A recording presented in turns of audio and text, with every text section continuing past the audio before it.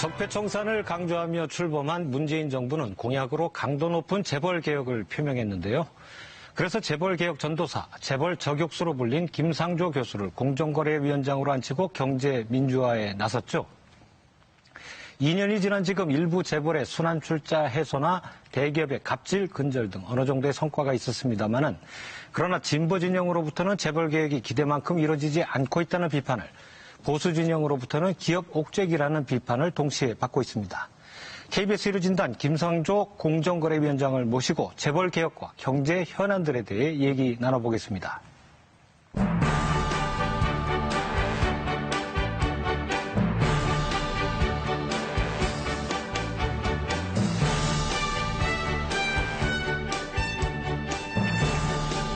네, 이게 바쁜 시간 내주셔서 감사합니다. 예, 초청해 주셔서 감사합니다. 예. 공정거래위원회가 주로 기업들을 상대하는 곳이어서 일반 국민들께서는 무엇을 하는 데인지 잘 모르실 수도 있거든요. 예. 먼저 공정거래위원회 무슨 일 하는 데인지부터 좀 설명해 주시겠습니까? 그러니까 우리나라의 공정거래위원회, 이제 선진국에서는 경쟁당국이라고 부르는데요. 네. 가장 고유의 업무는 독점 기업이 형성되고 그 힘을 남용하는 것을 막는, 네. 그러니까 즉 시장에서의 경쟁 질서를 유지 제고하는 것이 본연의 역할입니다. 그런데 이제 한국에서는 좀 특유한 우리 사회의 고유한 과제들이 더 덧붙여져 있다라고 할 수가 있는데요. 네. 그게 바로 재벌개혁과 갑질근절이라고 할 수가 있습니다. 흔히 우리가 사회에서는 공정위는 재벌개혁과 갑질근절을 하는 정부 부처로 알려져 있습니다만 이런 과제나 그런 법률적 근거를 선진국에서는 찾기 어려운 것도 분명합니다. 그래서 한국의 공정거래위원회는 그 경쟁당국 본연의 역할과 함께 또 우리 사회에서 주어진 역할을 함께 추진하려고 노력하고 있고요. 쉽지 않은 과제입니다만은 열심히 하려고 하고 있습니다. 지금 6월 달에 취임하셨으니까 이제 곧 이제 2년이 되시네요. 네. 예. 그러면은 이제 공정거래위원장의 그 임기가 3년 아닙니까? 예. 거의 이제 3분의 2가 다 돼 가는데. 예. 어떻습니까? 지금 처음에 맡으셨을 때 이런 일을 해야지 생각했는데 지금 어느 정도 3분의 2는 이미 달성하셨다고 생각하시나요? 제가 시민단체 활동을 20년 가까이 일을 했었는데요. 네네. 그래서 공정거래위원회가 하는 업무에 대해서는 나름대로 익히고 있었다라고 생각하고요. 네. 제가 취임하면서 바로 3년 임기 동안에 해야 할 일을 1년차, 2년차, 3년차 이렇게 나누어서 이미 말씀을 드린 적이 있습니다. 1년 차에는 현행법의 엄정한 집행을 통해 가지고 기업과 경제에 어떤 우리가 나아가야 할 길에 대한 시그널을 제시하는 일을 하고 싶고요. 2년 차에는 그것의 전제가 되는 공정거래법의 현대화, 21세기에 맞는 공정거래법을 만드는 일에 주력하겠다라고 했고 이제 곧 다가올 3년 차에는 공정거래위원회가 공정거래법만을 가지고 하기에는 한계가 있으니까 여러 부처가 협업을 통해서 해야 할 일들을 본격적으로 추진하는 이렇게 나눴는데요. 물론 사람이 하는 일이다 보니까 뜻대로 되지 않는 부분도 있지만 적어도 제가 계획했던 그 일들의 순서대로는 진행하고 있다라고 생각을 하고 다만 이것이 국민들께서 체감하실 수 있는 정도의 성과로 나가기에는 더 열심히 해서 조금 더 시간이 걸릴 거라고 생각을 하고 있습니다. 네, 그렇게 임기 3년을 그렇게 나눠서 지금 진행해 오시고 있는 부분 상당히 인상적인데 특히 이제 2년 차에 이제 공정거래법 관련해서 지금 사실 개정안이 국회에 지금 계류 중이지 않습니까? 그거는 어떻게 보면 공정거래위원회에서 할 수 있는 어떤 부분은 지금 떠나 있는 건데 그 입법 전망은 어떻습니까?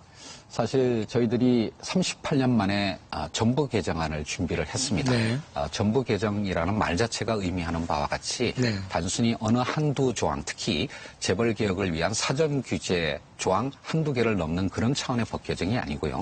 1조부터 다시 쓰기를 시작해서 전체 128개 조문에 이르는 방대한 어떤 작업을 했고 이것을 이제 12월 초에 국회에서 상정을 하면서 좀 심의를 기다리고 있는데 다들 아시는 바와 같이 지금 국회 사정이 여의치가 않아서 아직 한 번도 심의가 되지 않았습니다.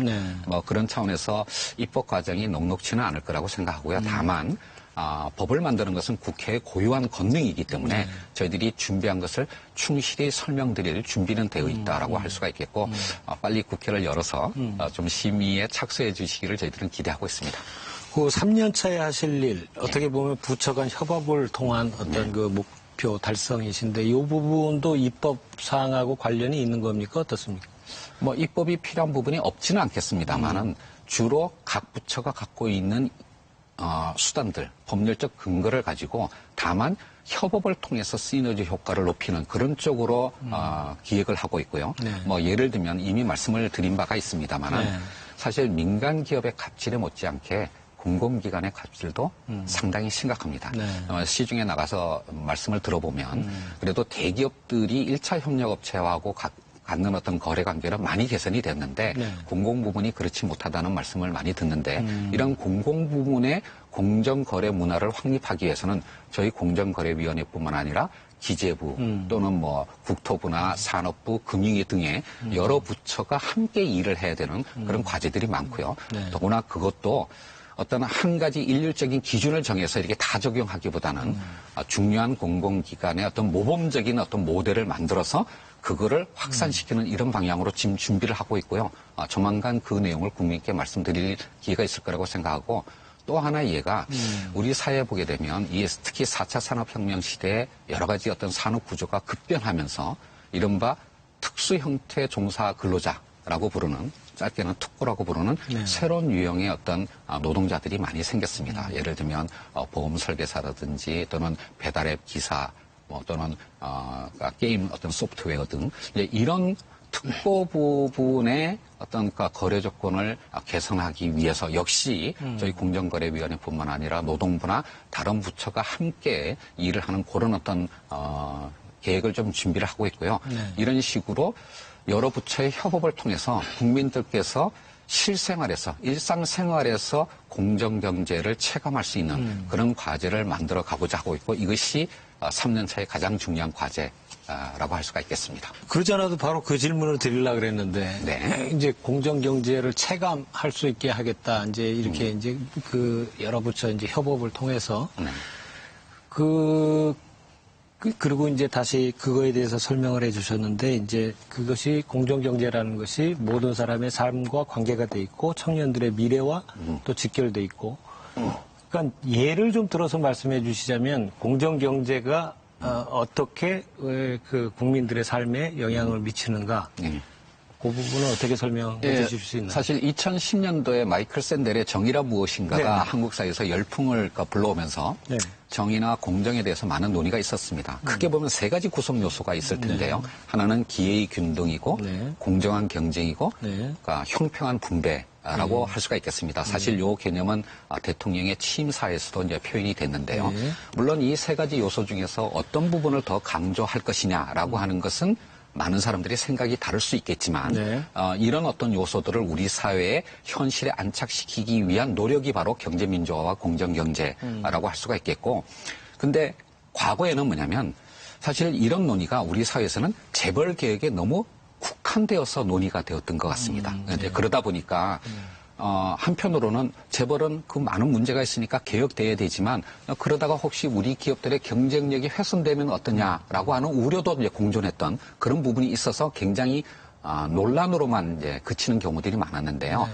제가 여러 번 표현한 바가 있습니다만은 이 재벌 개혁이 경제 민주화의 출발점이라고 한다면 그 본령은 하도급 중소기업, 그다음에 비정규직 노동자, 영세 자영업자의 삶의 조건을 개선하는 것이 바로 경제민주화의 본령이라고 생각하고 있습니다. 네. 그러니까 이렇게 해서 시작과 끝까지 그 전체를 다 보여드리면서 점진적으로 현실에서 나아지고 있다라고 하는 것을 느끼실 수 있도록 만들어가는 것이 바로 경제민주화와 공정경제에 대한 국민의 지지를 더욱더 다져가는 길이 아닐까라고 생각을 합니다. 네.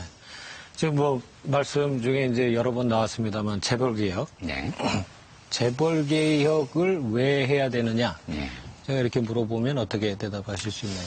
일단 전제로서요. 저는 경제학자입니다. 네. 경제학이라는 학문의 방법론은 뭐냐면 사물의 양면을 동시에 본다는 것입니다. 네. 즉 수요와 공급, 그다음에 비용과 편익을 동시에 보면서 비교에衡量하는 것이 경제학이라고 할 수가 있는데 재벌 문제에서 본다면 재벌이 명의나 암만 있는 것은 아닙니다.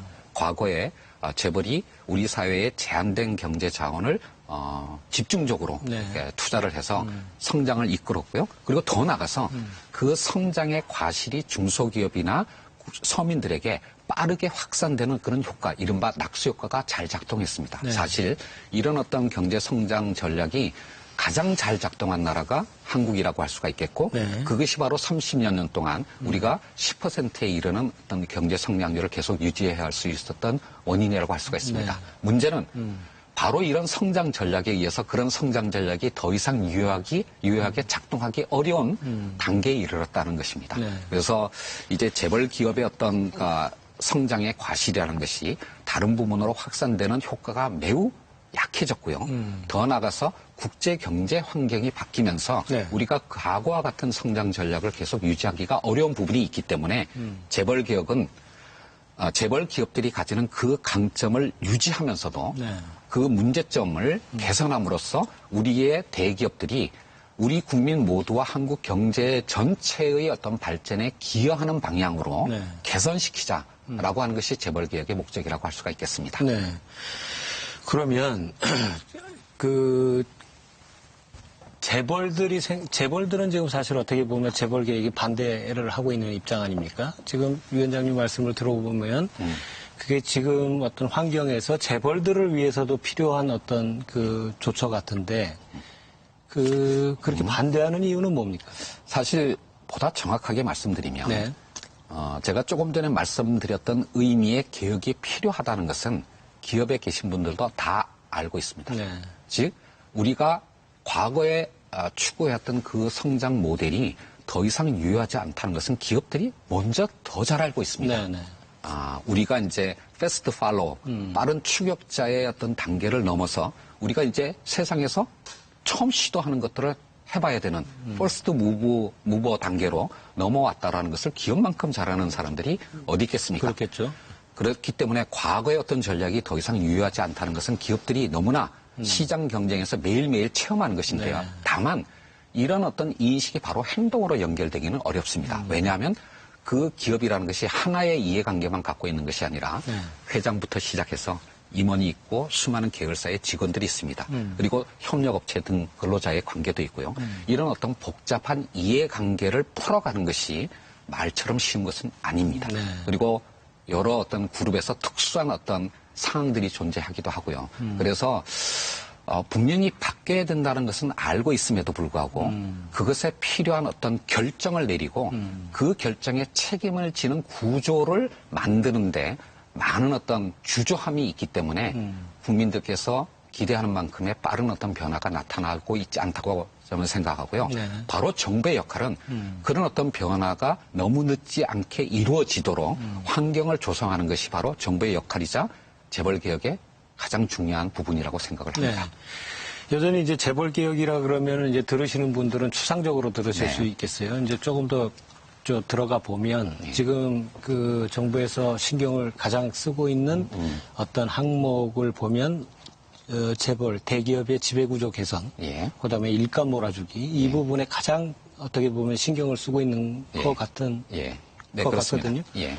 그러면 하나씩 한번 좀 짚어볼까요? 지배구조 개선 왜 해야 되는 겁니까? 사실 기업의 민주화나 경제 민주화는 정치 민주화하고는 똑같지는 않습니다. 네. 정치 민주화는 한 사람이 한 표씩 행사하는 것이지만 기업의 경영 전략은 모든 종업원들이 다 투표해서 결정할 수 있는 것은 아니지 않겠습니까? 네. 결국 경영 능력이라고 하는 것은 굉장히 희소한 자원이고요. 그것을 가진 소수의 사람들, 즉 경영자들에게 상당한 정도의 재량적 권한을 부여할 필요가 있습니다. 네. 반면 그런 어떤 소수의 사람들이 내리는 결정이 다수의 어떤 이해관계자들, 뭐 노동자나 채권자나 또는 소비자 등에게 엄청나게 중요한 영향을 미치기 때문에 이런 다수의 이해관계자의 권익을 보호할 필요성도 있습니다. 예. 굉장히 중요한 두 가지 과제인데 사실은 양립하기가 쉽지 않습니다. 그래서 이 두 가지 과제, 즉 소수 의사결정자의 재량권 인정과 다수 이해관계자의 권익 보호를 어떻게 조화시킬 것인가라고 하는 것이 지배구조 개선의 어떤 목표라고 할 수가 있겠는데 과거에 우리 기업들 같은 경우에는 이제 총수의 신속 과감한 결정을 통해 가지고 이런 문제를 사실은 돌파를 해왔고요. 여러 가지 문제가 있었지만 그것의 성장의 과실이 빠르게 확산되었기 때문에 불만이 그렇게 크지는 않았다고 할 수가 있겠습니다. 그렇지만 이제 시대가 변했기 때문에 어떤 누군가의 이해관계에 권익을 침해하는 의사결정을 추진하기가 어려운 단계까지 한국 사회는 이미 나왔기 때문에 이런 어떤 의사결정이 재량성과 함께 권익보호라고 하는 이 두 가지 목표를 충실하게 양립시킬 수 있는 그런 구조를 만들어가는 것이고요. 그걸 위해서 필요한 것이 바로 투명성이라고 할 수가 있겠고 외부의 이해관계자들의 권익을 보호하는 그런 어떤 역할을 하는 사람들을 기업의 내부 의사결정 과정 속에 들어오게 만드는 이사회 속에 사회이사들의 역할을 강화하고 주주총회의 어떤 기능을 강화하는 이런 것들이 바로 그런 목표에 부응하기 위한 정책이라고 할 수가 있겠는데 궁극적으로 가서는 아까 말씀드린 바와 같이 지금 단계에서 가장 중요한 것은 뭐냐면 의사결정을 내리는 경영자 특히 총수가 사실은 여러 가지 어려움이 있겠지만 너무 늦지 않게 필요한 결정을 내리고 그 결정에 대해서 책임을 지는 구조로 만들어가는 것이 필요하다고 생각을 하는데 사실 우리의 기업들의 많은 부분에서 지금 3세 승계로 넘어가고 있는데요. 3세들 중에서는 이러한 부분에 대해서 아직 결단력이 부족한 분들이 많지 않은가라고 하는 것이 제가 갖고 있는 우려라고 할 수가 있겠습니다. 네, 3세로 가면서 좀 더 어떤 지배구조 개선의 어떤 필요가 더 증대되고 있다. 뭐 이렇게 판단하고 계시는군요. 예. 그러니까 하여튼 그 이사회나 주주총회의 권한이 더 강화되는 방향으로 그리고 또 투명해지는 방향으로 가는 게 이제 지배구조 개선이다. 그렇게 하면 그 기업의 경쟁력 부분에서도 분명히 도움이 된다 이렇게 판단하고 계시는 거죠. 그러니까 물론 감시자가 존재한다라고 하는 것은 여러 가지 비용들을 불러올 것입니다. 그것을 부정하자는 것은 아니고요. 다만 이미 우리 기업들도 이 글로벌 기업으로 성장을 했습니다. 따라서 지속 가능한 어떤 성장 모델을 만들기 위해서는 미래에 어떤 발생할 수 있는 여러 가지 위험 요소들을 사전에 체크하고 예방하는 그런 시스템을 내부에 구축하지 않는다면 지속적인 어떤 성장이 굉장히 어려울 겁니다. 지배구조 개선의 의미가 뭐냐면 그걸 한다고 해서 당장 기업 경영 성과가 나아지는 것은 아닐지 모르지만 이 기업의 지속 가능한 성장을 위해서 반드시 필요한 전제 조건이다. 그래야지 우리 기업들이 더욱더 글로벌 기업으로서 성장할 수 있다. 그런 의미로 이해를 해 주셨으면 좋겠습니다. 토대가 된다. 발판이 된다. 이런. 네, 그렇습니다. 그러니까 요즘 세상에서는 한순간의 어떤 실수에 의해서 기업 자체가 붕괴되는 어떤 상황들도 많이 발생하지 않습니까? 그러니까 그렇다면 우리의 대기업들은 이런 위험들을 사전에 체크하는 시스템을 구축해야 된다라는 의미라고 할 수가 있겠습니다. 그 이제 위원장께서 지배구조 개선과 관련해서 그 대기업들 에게 좀 자발적인 어떤 개선 노력을 여러 번 촉구하셨고 지금도 어떻게 보면 기다리고 있는 입장이신 것 같은데 이 부분에 대해서는 좀 오해가 있는 것 같아요. 아, 그래요? 예. 사실 중이 제 머리 깎기 어렵습니다. 그래서 그냥 자발적인 어떤 노력만을 촉구하는 방식으로는 성과를 내기 어려울 거고요. 사실 제가 취한 방법은 뭐냐면 일단 현행법을 엄정하게 집행한다는 것입니다. 그래서 법을 어기고 주주와 시장의 기대에 어긋나는 행동을 한다면 뭔가 제재를 받을 것이다 라고 하는 것을 먼저 보여드리는 거고요. 그러한 어떤 방향에 부합하도록 기업들이 스스로 변화하도록 유도하고 촉구하는 노력을 같이 하는 것입니다. 그리고 이 두 가지 노력에 의해서도 모자라는 부분은 필요 최소한의 영역에서 입법적 조치를 취하는 이렇게 이 세 가지를 결합하는 것이 제가 재벌 개혁을 추진하는 방법이라고 할 수가 있겠습니다. 그러면은 그 지배구조 개선과 관련해서 지금 어느 정도 성과가 있었다고 평가하시나요? 사실 작년까지 저희들이 이제 이렇게 점검을 해본 적이 있는데요. 주요 그룹 한 15개 그룹에서 크고 작은 어떤 지배구조 개선 노력들이 있었습니다. 그 중에서는 일감 몰아주기를 해소한 부분도 있었고요.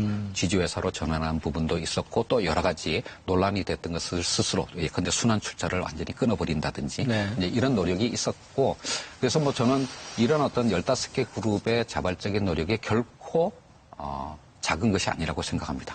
긍정적인 어떤 변화의 시작이라고 긍정적으로 평가하는 부분이 있는데 최근에 와서는 조금 우려하는 부분도 동시에 좀 커지고 있습니다. 네.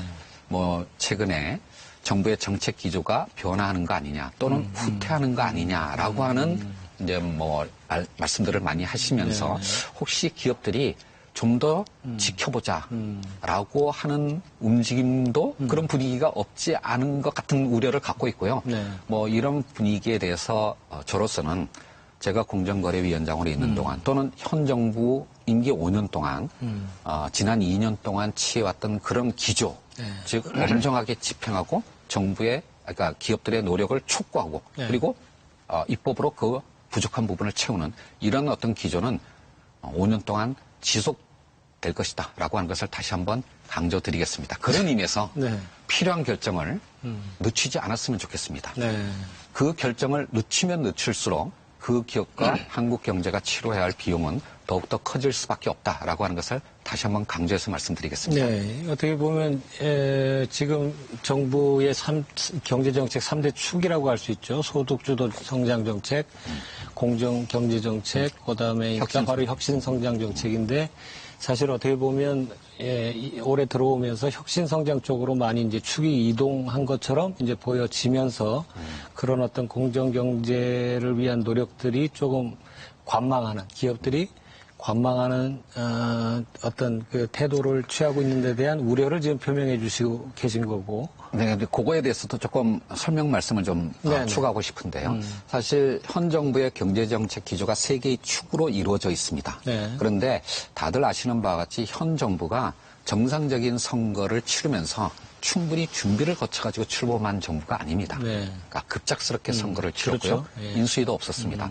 그러다 보니까 이 경제정책 기조가 세 개의 축으로 이루어져 있다라고는 하지만 세 개 축의 준비 상태나 또는 집행의 어떤 그 타이밍이 이렇게 똑같지는 않았습니다.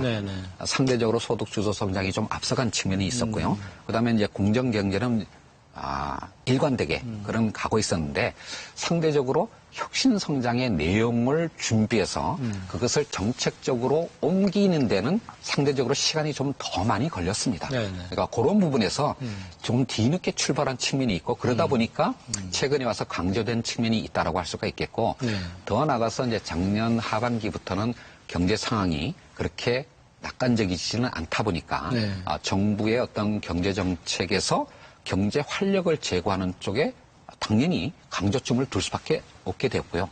그런 측면에서 이렇게 정부 정책이 변화했다기보다는 기조는 일관되게 유지하고 있는데 환경에 따라서 우선순위의 그런 어떤 조정, 미세 조정이 이루어지고 있는 과정을 혹시 그러니까 기업에서나 시장에서나 또는 국민들께서는 정부의 정책 기조가 후퇴하고 있는 것은 아닌가라고 생각하시는 것 같은데 제가 감히 말씀드리면 오해이십니다.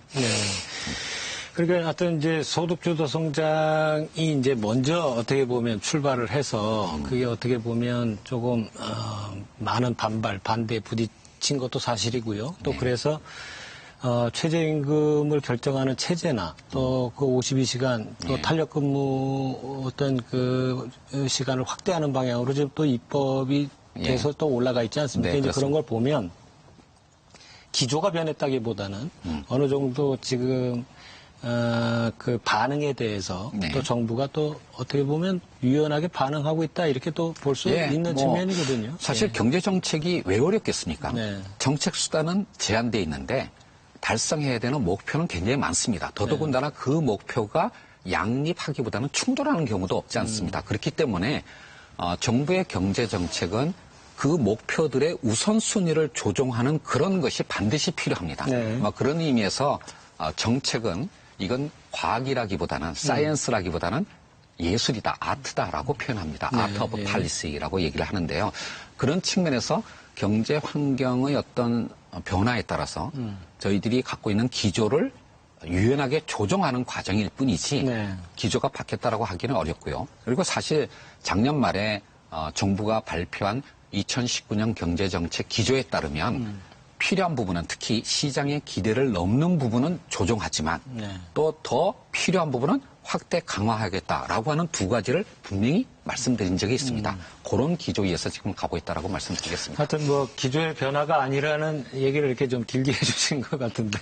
그 부분에 대해서 한 말씀만 더 드리면 사실 제가 지난 2년 동안 이제 뭐 대통령님의 말씀을 들을 기회가 많지 않겠습니까? 사실 그 중에서 제가 대통령의 개혁 의지가 변화되거나 후퇴했다고 느낀 적이 단 한 번도 없습니다. 네. 어떤 의미에서는 저보다도 훨씬 더 강구하시다라고 제가 느낄 정도이니까요. 이런 뭐 삼성전자를 방문해서 이재용 부회장을 만나고 하는 것들은 당연히 정부가 대통령이 해야 할 일입니다. 혁신 성장을 위해서 한국 경제가 5년 후, 10년 후 먹거리를 마련하기 위해서 산업정책적 노력을 해야 됩니다. 그것 자체가 바로 개혁 의지의 후퇴라고 등치시키는 것은 좀 부적절하다고 생각을 합니다.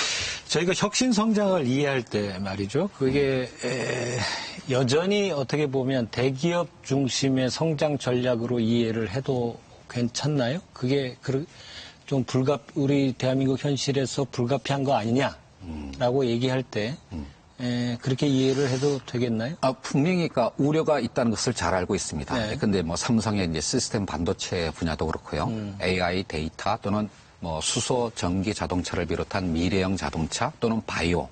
사실은 이런 어떤 그러니까 산업 영역에서의 핵심 주역들은 대기업, 재벌 기업이라고 할 수가 있습니다. 그렇기 때문에 이런 어떤 산업 정책을 핀다라고 하는 것은 다시 재벌 중심의 경제 기조로 돌아가는 것이 아닌가라고 우려를 하실 수가 있겠고 그런 우려에는 분명히 과거의 트라우마가 분명히 있습니다. 지울 수 없는 기억들이 있죠. 과거 정부에.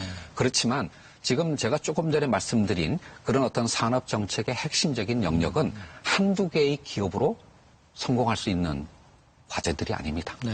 그런 어떤 기업들뿐만 아니라 주변에 많은 어떤 중소기업과 스타트업들이 함께 어우러져서 생태계를 형성해야 되는 이른바 플랫폼 과제들입니다. 그런 측면에서 정부가 이런 과제들을 추진하면서 소수의 대기업들, 재벌 기업 위주의 경제정책만을 피는 것이 아니라 그것이 연관되어 있는 다양한 어떤 기업들의 생태계를 육성하기 위한 노력들을 하고 있다라고 말씀드리겠고요. 분명한 것은 선진국들도 이 유사한 정책들을 다 하고 있다라는 것입니다. 어떤 의미에서는 한국 경제가 늦은 감도 없지 않은 것이죠. 어떤 그런 미래 생태계라 그렇게 표현을 하면요. 미래 생태계를 조성하는 부분에 있어서 중심 역할도 역시 대기업이 할 수밖에 없지 않느냐. 이게 이제 사실 제 질문의 요지였는데. 근데 사실 재벌 개혁을 한다라고 하는 것이 재벌이 없는 한국 경제를 상상하는 것은 아닐 겁니다. 다만 그 재벌이 그런 생태계에서 중요한 역할을 해야 되겠지만 그것이 과거처럼 그런 생태계를 오염시키고 붕괴시키는 그런 방향으로 그 힘이 남용되지 않도록 하는 것이 재벌개혁이라고 생각을 합니다. 바로 그렇기 때문에 혁신성장과 공정경제는 함께 가야 되는 과제라고 할 수가 있겠죠. 이제 제가 자꾸 이제 그 질문을 드린 거는 지금 현 정부에 대해서 현 정부 경제정책에 대해서 하여튼 반기업적 혹은 또 뭐 친노동적 이쪽 어떻게 보면 프레임으로 지금 딱 설정이 돼 있는 것 같거든요. 그래서 지금 이제 그런 부분에서 대기업의 역할이 중요하고 또 정부로서도 기대하는 바가 큰데 일반 국민들 정서에는 이런 게 있는 것 같아요. 이 정부가 어떤 반기업 정서로 가다 보니까 기업들이 투자를 안 하려고 그러고 어떤 좀 소극적으로 되면서 우리 경제에 데미지를 입힌다. 이게 사실 어떤 뭐라고 논리의 세계가 아닌 것 같아요. 맞습니다. 그런 부분이 있는데 그런 거는 많이 느끼고 계신가요? 제 말씀을 계속 반복한다고 해서 설득이 되지는 않을 것 같고요. 예를 들면 한 2달여 전에 대한상의가 발표했던 보고서가 하나 있습니다. 그러니까 정말 대한상의가 기업을 대표해서 정부와 국회에 혁신 성장을 위해서 필요한 규제 개혁을 여러 차례 건의를 했었습니다. 그래서 대한상의의 박용만 회장께서 그 결과가 어떻게 됐는지 한번 점검해보자라고 하셔가지고 만든 보고서인데요. 그 결과가 이렇습니다. 정부에 대해서 요청한 것 중에는 50%가 달성됐고 10%는 이행되고 있다. 그러니까 보고서 초안을 보신 박용만 회장께서 이렇게 코멘트를 하셨대요. 50%나 됐다고? 60%나 이행 중이라고? 과거 어느 정부보다도 열심히 하고 있네. 근데 죄송합니다만 국회에 요청한 거는 하나도 안 됐다라고 합니다. 그러니까 제가 박용만 회장께 직접 이 말씀을 들었는데요. 네. 정말 뭐 국회에서의 입법 상황이 쉽지는 않겠지만 네. 적어도 정부가 행정력을 통해서 또는 하위 규정을 통해서 할 수 있는 혁신 성장을 위한 노력들, 특히 네. 규제 개선을 비롯해서 이런 노력들은 정말 열심히 하고 있고요. 그런 측면에서 현 정부가 반기업적이다라고 하는 거에 대해서는 저는 이거는 팩트에 근거한 주장이라고는 저는 생각지는 않습니다. 그래, 그게 이제 제일 어떻게 보면 설명하기 힘든 부분 같아요. 예. 그 아무리 그 논리로 반복해서 설명을 해도 하여튼 그런 게 지금 아주 그 팽배해 있는 분위기인데. 제가 또 뭐 다른 그런 나라의 예를 한번 들어보겠습니다. 네네. 사실 이제 중국의 시진핑 정부가 2013년에 들어왔지 않습니까? 네. 그러면서 이제 차이나 드림, 중국몽이라고 하면서 사실 중국이 시진핑 정부 들어서 경제정책 기조를 대대적으로 전환을 했습니다. 과거의 어떤 그러니까 중국은 30년 이상 두 자리 숫자의 성장률을 기록을 했습니다. 그렇죠. 예. 그런데 시진핑 정부가 들어오면서 성장률을 6에서 7%, 즉 중성장, 중속 성장으로 바꿨습니다. 그 이유가 뭐겠습니까? 더 이상 과거와 같이 수출과 투자를 통해서 두 자리 숫자의 성장률을 달성하는 게 불가능하게 되었다. 네. 그리고 바람직하지도 않다라고 하는 판단을 한 것입니다. 그리고 여러 가지 어떤 정책들을 폈는데요. 그 내용들을 가만히 보게 되면 지금 우리 정부가 하고 있는 정책과 거의 유사합니다. 그래서 바로 그 시진핑 정부가 추구했던 그 정책들을 중국판 소득주도 성장 정책이다라고 부르는 전문가들도 많이 있습니다. 네. 그렇기 때문에 우리가 지금 하고 있는 어떤 노력이 우리만의 그런 어떤 동떨어진 그런 어떤 노력이라고 평가하지 않으셨으면 좋겠고요. 다만 중국은 G2 국가 중에 한 나라이고 네. 그다음에 시진핑은 임기가 최소한 10년은 보장된 네. 그런 국가이고 또 공산당의 지배가 완전히 확립된 네. 그런 나라인데도 불구하고 그런 정책 기조의 전환이 쉽지만은 않았습니다. 굉장히 굴곡이 있었고요. 네. 그런 면에서 본다면 우리도 과거의 어떤 경제 성장 전략이 더 이상 유효하지 않다라고 하는 것은 모두가 동의하시는 바라고 생각을 합니다. 네. 그렇기 때문에 경제의 패러다임을 바꿔야 되는데요. 네. 그 노력이 쉽지 않고 정부도 정책적인 노력을 유연성을 가지고 노력을 하겠는데 다만 이것이 당장 성과가 보이지 않는다라고 해서 과거의 정책 기조로 돌아가자라고 하신다면 그거는 우리 모두에게 불행이 되지 않을까라고 생각을 합니다. 네. 하여튼, 지금, 과거의 성장 전략이 유효하지 않다라는 부분에 모두가 동의한다. 그 부분은 사실. 좀 과장되게 말씀드렸나요? 예, 뭐 그런 것 같고요. 예. 근데 하여튼, 이제 공정거래법, 그 다음에 상법, 예. 또 금융법인가요? 예. 지금 입법 전망이 어떻습니까? 물론 쉽지 않습니다.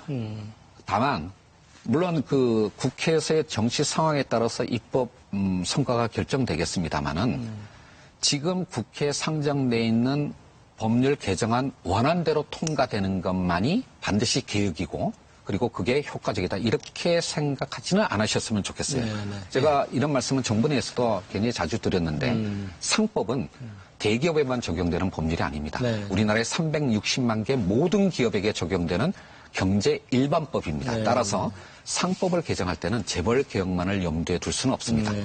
따라서 충분히 그 내용이 성숙된 어떤 내용만 반영할 필요가 있는 거고요. 네.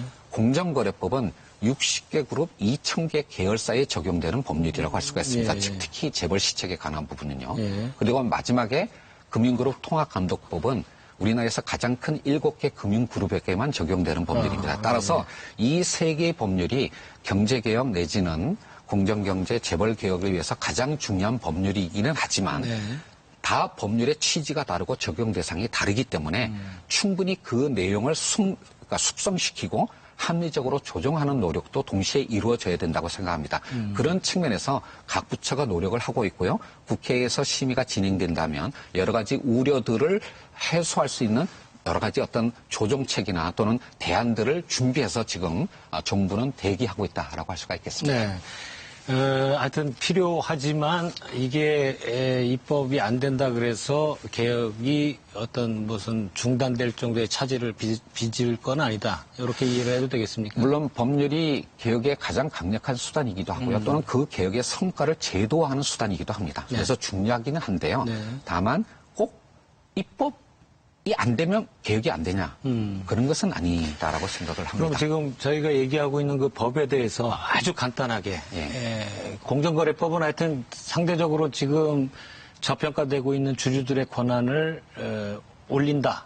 그건 상법입니다. 상법이고 공정거래법을 또 이렇게 한마디로 설명하시면 아까도 말씀드린 바와 같이 독점 기업 또는 이제 경제력이 집중된 재벌 기업들이 더욱더 그 힘을 강화시키거나 또는 그 강화된 힘을 을들의 이익을 침해하는 방식으로 갑질을 하거나 또는 총수 개인의 사익을 위해서 남용하는 그런 것을 막고자 하는 것인데요. 근데 사실 저희들이 정부 개정안을 마련할 때는 그 어떤 취지가 굉장히 다양합니다. 한 부분이 아니라 크게 네 부분으로 이루어져 있는데 이 중에서 특히 기업들의 방어권을 보장하는 절차를 개선하는 부분과 그다음에 혁신 성장을 지원하는 부분도 굉장히 중요한 내용으로 포함되어 있는데 이런 것들은 기업들이 빨리 입법이 되어야 된다라고 요구하는 내용들입니다. 따라서 공정거래법 전부 개정안이 기업 옥죄기를 위한 법이다라고 하는 것은 상당히 좀 오해라고 생각하고요. 정말 기업을 위해서 필요한 내용들도 많이 담겨져 있다라고 말씀드리겠습니다. 네, 하여튼 정리를 하면 하여튼 일감 모아주기, 순환 출자를 규제하는 거, 그다음에 금산 분리를 좀 더 강화하는 거, 방향으로 보면 그렇게 이해하면 되겠죠. 그렇게 이해하시면 곤란합니다. 그렇습니까? 예. 사실 많은 분들이 재벌 개혁, 근본적인 재벌 개혁을 하려면 뭐를 해야 되냐? 출총제를 부활하고 순환 출자를 금지하고 금산 분리를 강화해야 됩니다. 해야 된다고 말씀하시면서 특히 그거를 공정거래법의 사전 규제로 달성해야 된다라고 주장하십니다. 저는 지난 30년 동안 재벌 개혁을 그렇게 생각했기 때문에 실패했다고 생각을 합니다. 생각해 보십시오. 출총제를 부활하는 것은 사실 21세기 환경에는 불가능한 일입니다. 그리고 효율적이지도 않고요. 또 순환 출자는요. 지난 2년 동안 저희들이 법을 고치지 않았음에도 불구하고 사실상 다 사라졌습니다.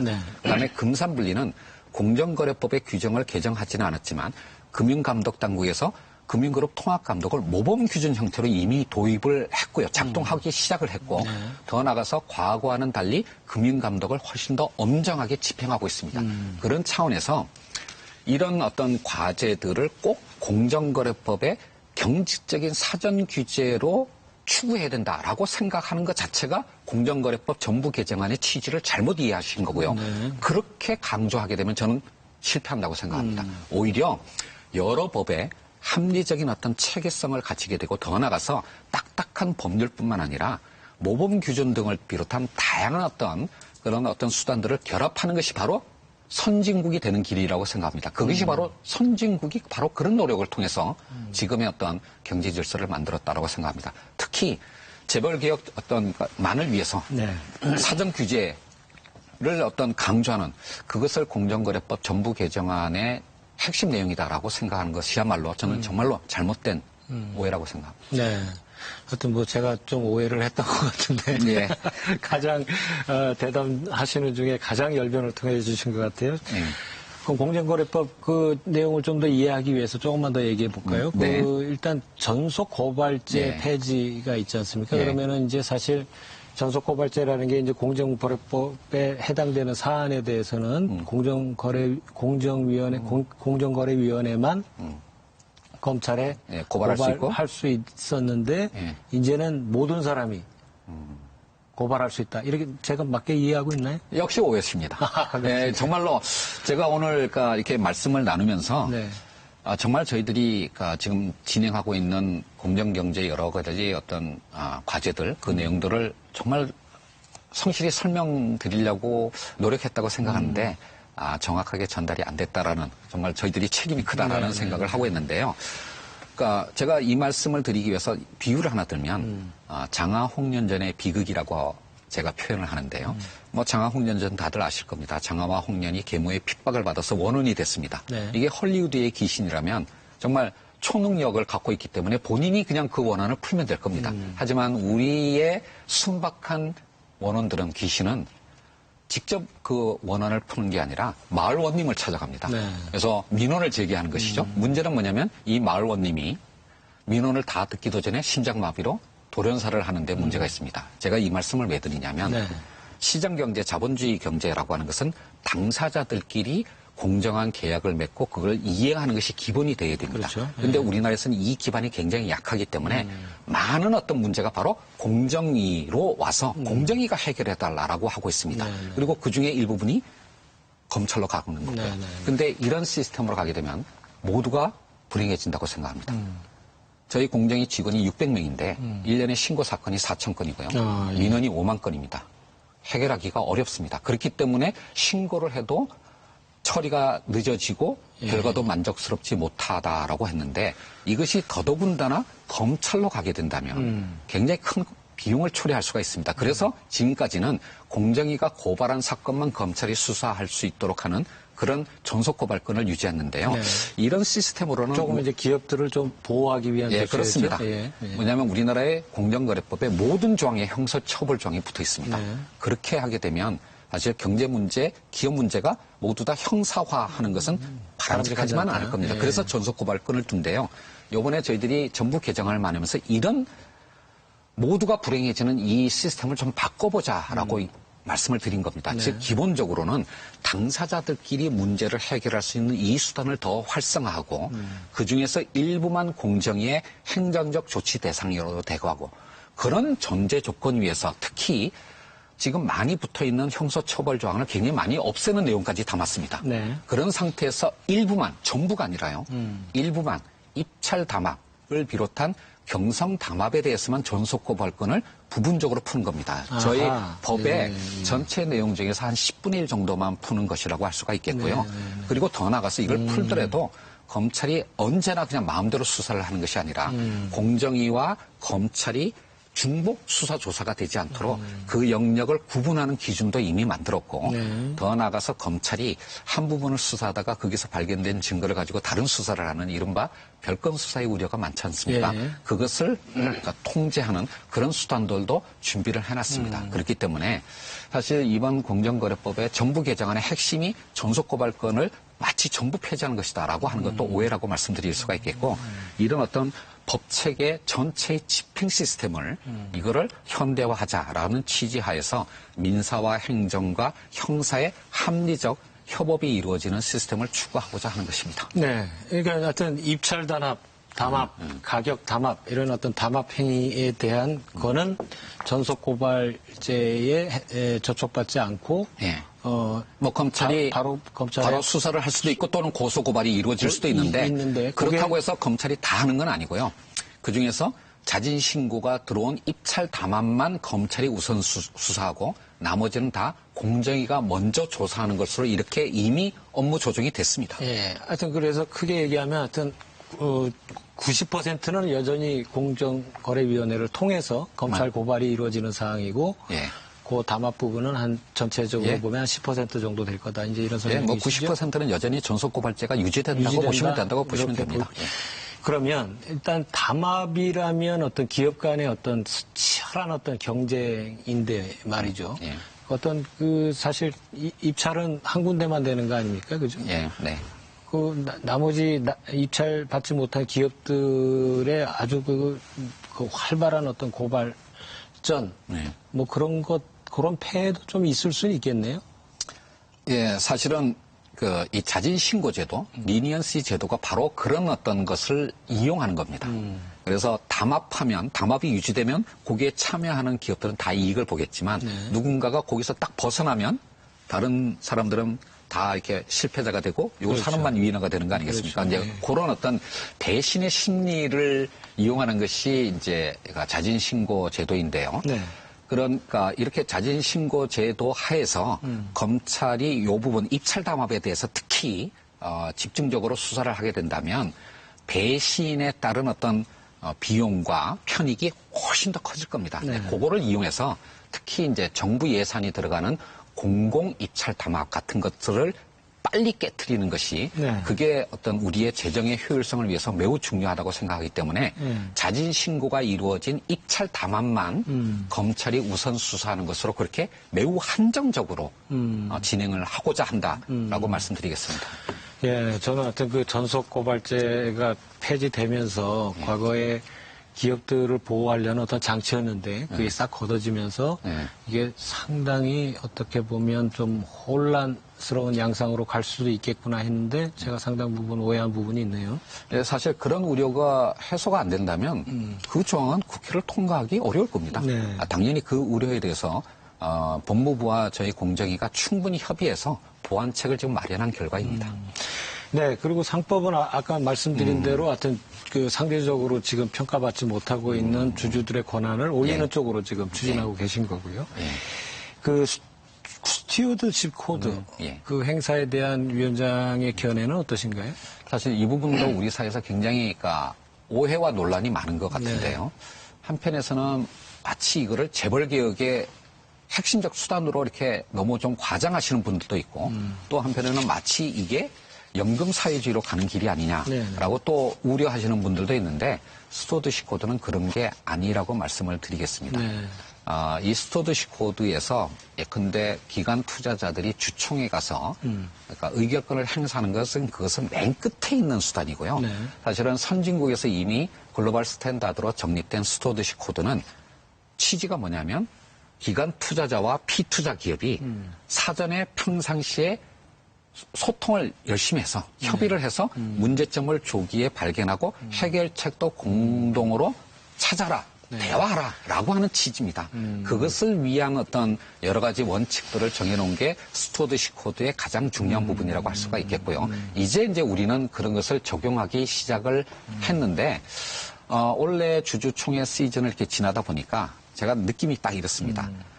참여 주식수의 3분의 2 이상의 찬성을 필요로 하는 특별 결의 안건에는 스튜어드십 코드가 효과를 나타내기 시작했는데 그게 바로 이제 대한항공의 주주총회였죠. 그렇지만 과반수 찬성만 필요한 보통 결의 안건은 여전히 회사 측 안건이 다 채택이 됐습니다. 그래서 뭐 이게 연금사회주의로 가는 거 아니냐라고 하는 우려는 사실 지금 단계에서는 너무나 과잉된 우려라고 생각하고요. 다만 그런 우려가 현실적으로 존재하는 것이 분명하기 때문에 그것을 해소하기 위해서는 국민연금 자체의 지배구조를 좀 더 투명하게 만드는 노력이 동시에 진행이 되어야 된다고 생각하고 사실 보건복지부를 비롯해서 정부에서는 이미 그 노력을 하고 있습니다. 그래서 내년도 주주총회 시즌이 되면 좀 더 국민들께서 안심하고 우리의 자본시장이 이제 제대로 작동하고 있구나라고 하는 것을 느끼실 수 있는 그런 모습들을 보시게 될 거라고 생각을 합니다. 네, 그러니까 우리가 이제 어떤 부분에 문제가 있어서 얘기를 할 때 논의를 해서 합의점을 찾는 게 최선인데 그게 안 될 때 사실 표결을 하지 않습니까? 그렇습니다. 그렇다면 이제 스튜어드십 코드도 마찬가지로 의결권을 행사하는 건 가장 표결과 마찬가지로 가장 마지막 수단이다. 그리고 지금 어떻게 보면 무소불위의 힘을 가진 것처럼 지금 인식되고 있는데 역시 과반 의결이 그 사안에 대해서는 그렇게 지금 큰 영향력을 갖지 못하고 있다. 예, 사실 뭐 국민연금이 반대한다고 의사표시를 했던 안건들도 사실 회사 측 안건들이 다 통과가 됐습니다. 그러니까 하여튼 일단 지금까지는 국민연금이 어떤 논의에서 어떤 뭐 배제돼 왔다 그럴까요? 그런 어떤 상황에서 이제부터는 논의해라. 그 의미가 평상시에 만나서 논의해라라고 하는 게 스튜어드십 코드라고 말씀드리겠습니다. 사실 국민연금이 5% 이상의 지분을 가진 상장 기업이 거의 300개가 됩니다. 이 300개의 상장 회사에 대해서 국민연금이 다 일일이 가서 개입하고 한다는 건 사실은 가능하지도 않은 거고요. 결코 바람직하지도 않습니다. 그렇게 하라는 취지가 아닙니다. 스튜어드십 코드는. 제 기억에 하여튼 위원장이 되시고 나서 워낙 재벌 저격수로 알려지셔서 재벌 개혁부터 어떻게 손을 대실 걸로 봤는데 어떻게 보면 하도급 업체에 대한 갑질 그 부분에 더 먼저 착수를 하셨던 것 같아요.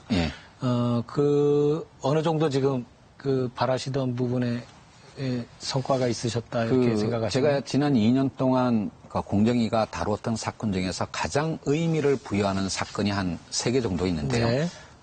첫 번째가 뭐냐면 기술 탈취건입니다.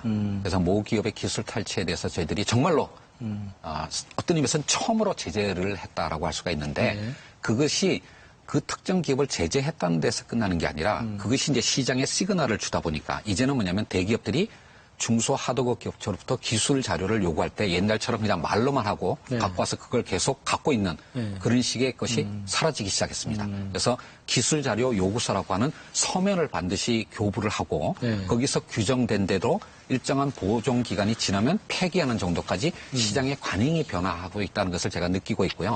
또 하나가 최근에 그 불공정 하도급 거래를 한 대기업들에 대해서 저희들이 제재를 하면서 공공 입찰에 참가할 수 있는 자격을 제한하는 제도를 저희들이 정비를 했습니다. 네.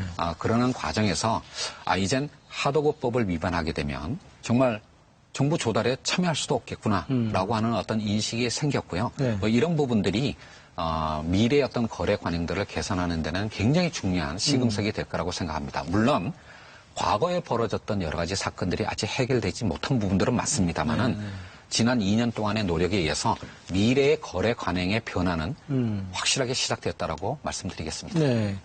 그 갑질 기업에 대한 입찰 제한 말씀을 하셔서 네. 그게 포스코 ICT의 경우에 그 어떻게 보면 제한 조치를 하셨는데 어떻게 보면 버젓이 낙찰이 됐다. 뭐 그런 뉴스를 본 기억이 있는데 사실 이 제도가 시행된 지가 10년이 넘었습니다. 그렇습니까? 지금까지 한 번도 제대로 적용이 안 된 건데 저희들이 지금 이제 적용을 하기 시작한 것이고요.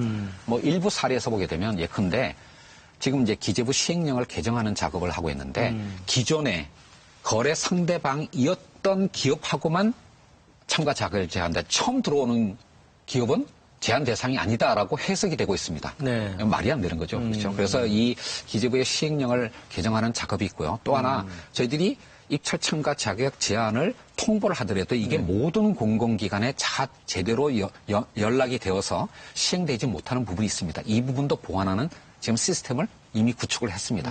그래서 말씀하신 것처럼 기존에 실효성이 없던 제도를 지금 제대로 시행하기 위한 준비를 하고 있고 거의 마무리되었고요. 다만 지금 말씀하신 이런 어떤 문제점들은 작은 기업의 사례인데 제가 조금 전에 말씀드렸던 큰 기업의 어떤 사례에서는 입찰 참가 자격 제한이 정말 기업의 입장에서는 심각한 페널티로 인식이 되고 있습니다. 그렇죠. 예. 그거는 정부 사업을 하지 못한다라고 하는 건 엄청난 거니까요. 그러니까요. 예. 근데 하여튼 제가 그 다른 프로그램에서 봐도 그 조선업이었던 것 같은데 그 공사 대금을 못 받은 그 사장님들이 모여가지고 어떤 연합체를 형성을 하셨더라고요. 그래서 지금 공정거래위원회 문도 두드리고 법원 문도 두드리는데 아주 답답한 상황을 봤는데 제가 그 피해자분들의 이렇게 증언 대회 제가 직접 여러 번 갔었습니다. 네. 그래서 사실 최근에 저희들이 대우조선해양의 이 불공정 하도급 거래에 대해서 정말로 제대로 된 어떤 제재 조치를 했는데 문제는 이제 피해 업체의 입장에서는 공정위가 제재했다고 해서 바로 피해 보상을 받을 수 있는 게 아닙니다. 다시 소송을 해야 되거든요.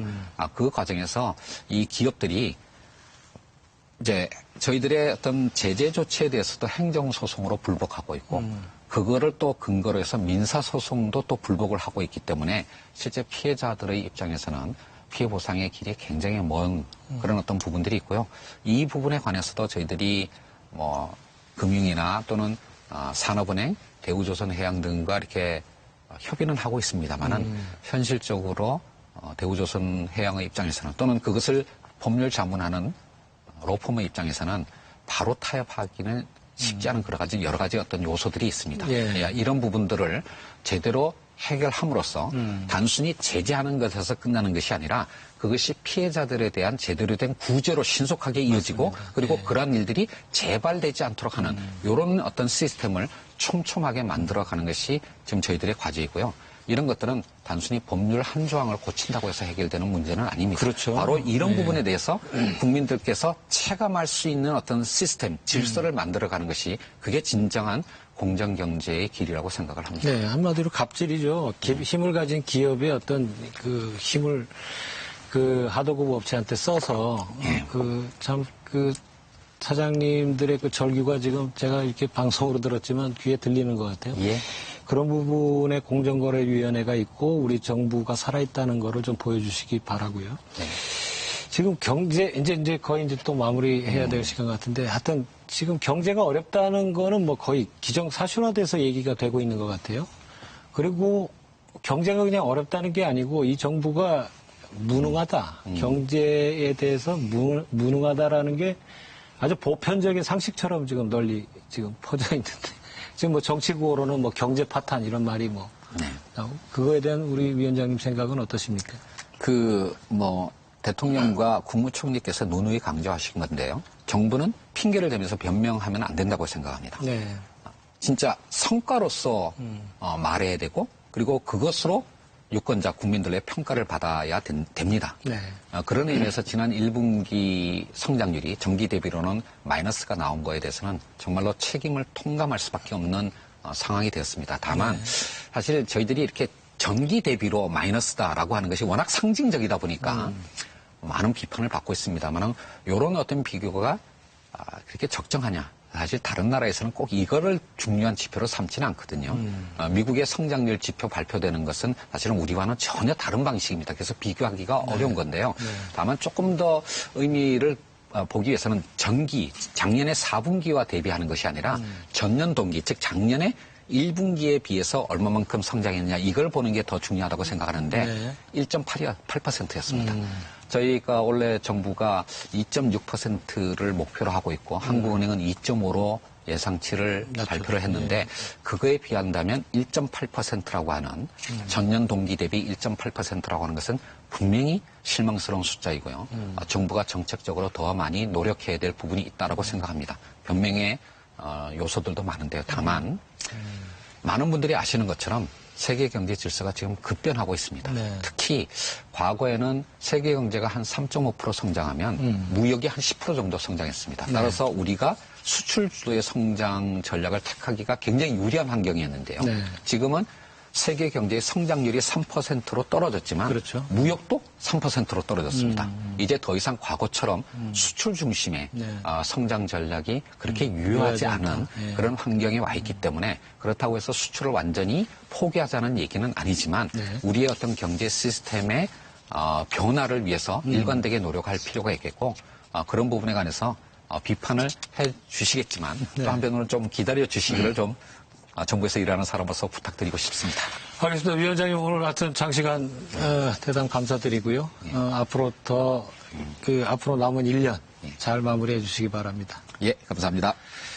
네, 최근 한진그룹 일가의 갑질 사건은 재벌개혁의 필요성을 다시 한번 보여줬는데요. 재벌개혁은 우리의 경제체제를 근본적으로 보다 합리적이며 공정한 구조로 바꾸는 작업인 만큼 그 과정이 무척이나 어렵고 고되겠지만 가야 할 길입니다. 일회진단 오늘 순서 여기서 모두 마치겠습니다. 여러분 감사합니다.